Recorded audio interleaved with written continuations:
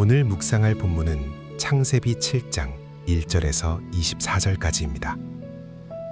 노아의 나이 600살이 되던 해에 드디어 대홍수가 시작되었다. 노아와 그 가족들 그리고 짐승들도 모두 방주에 들어갔고 일주일 후 드디어 홍수가 나서 온 땅을 뒤덮었다.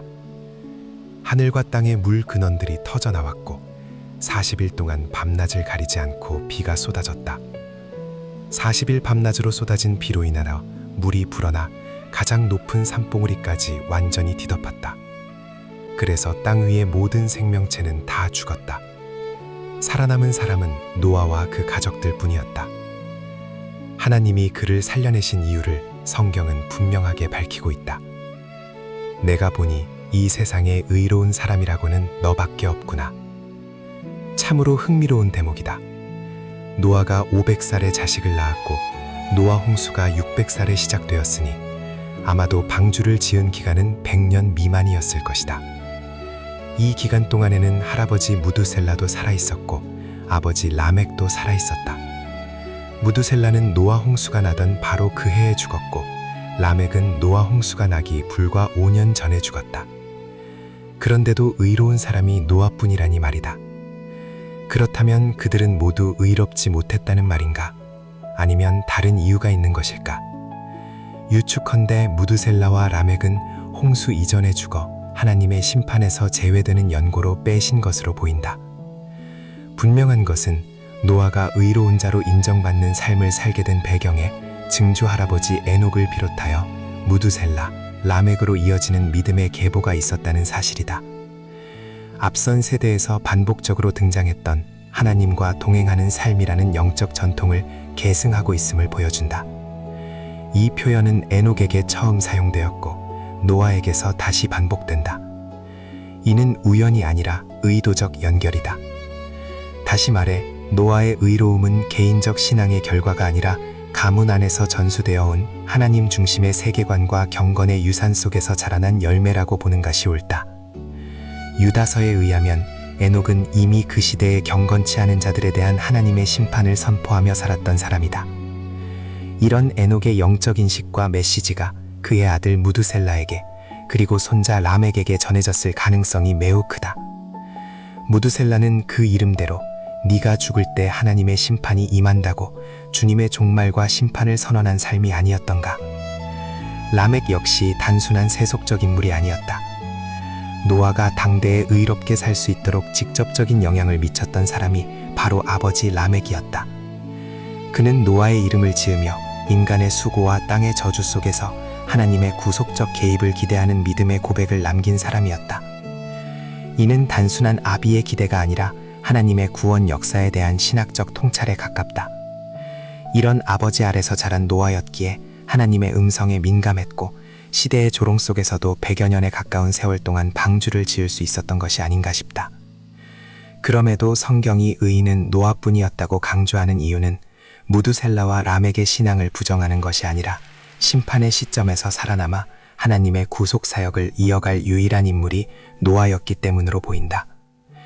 이런 걸 보면 노아는 홀로 의로웠던 고립된 신앙인이 아니라 믿음의 조상들이 흘려보낸 눈물과 경고, 기다림과 소망 위에 세워진 한 사람이었다.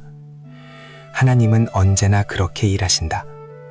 한 세대의 충성은 다음 세대의 토양이 되고 그 토양 위에서 하나님은 당신의 뜻을 이룰 한 사람을 일으키신다. 노아의 의로움 뒤에는 에녹의 동행, 무두셀라의 인내, 라멕의 소망이라는 보이지 않는 믿음의 계보가 분명히 존재한다. 그리고 이것은 오늘을 사는 나에게도 분명한 도전의 메시지가 된다. 내가 오늘 어떤 신앙으로 살아가느냐 하는 것은 단지 나 하나의 문제가 아니라 다음 세대가 하나님과 동행할 수 있느냐를 좌우하는 결정적인 토양이 된다는 사실이다. 그래서 노아의 이야기는 언제나 개인의 경건을 넘어 신앙만이 계승되어야 할 유산이며 한 사람의 충성과 헌신이 얼마든지 역사를 바꿀 수 있다는 진리를 분명하게 보여준다. 그러기에 이 믿음의 계보 앞에서 나는 더 이상 방관자가 아니라 계승자로 살아야 한다는 무거운 책임감을 다시금 느끼게 된다. 내 아버지가 남겨주신 믿음의 유산을 다음 세대로 온전히 물려주는 자로 살아야 할 것이다.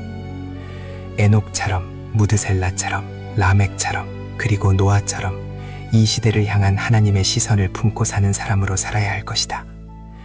나의 삶은 단지 내 개인의 경건으로 끝나는 게 아니다. 내가 오늘 어떠한 선택을 하느냐에 따라, 또한 말씀 앞에서 어떻게 반응하며 사는지에 따라, 나아가 세상의 흐름에 편승하여 사는지 아니면 진리대로 살아내는지에 따라 내 자녀 손의 영적 지형에 지대한 영향을 미칠 수 있음을 가슴 깊이 새기기 원한다. 노아는 의로운 자가 되겠다고 대단한 결심을 하며 산 사람이 아니다. 그저 말씀을 들었고 그 말씀대로 하루하루를 살아내었을 뿐이다. 방주를 지은 기간은 반복되는 순종의 시간이었고 기다림의 시간이었다. 나의 오늘도 다르지 않다. 대단한 선언보다 중요한 것은 말씀 앞에 정직히 서는 하루, 순종의 한 걸음이다. 하나님은 이미 나에게 말씀을 주셨다.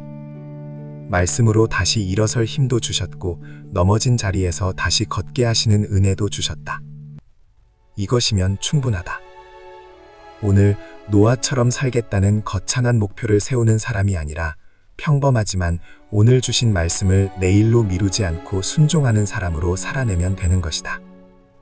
그러기에 오늘도 나는 이 새벽에 홀로 말씀을 묵상하며 하나님과 교통하고 동행하고자 하는 것이다.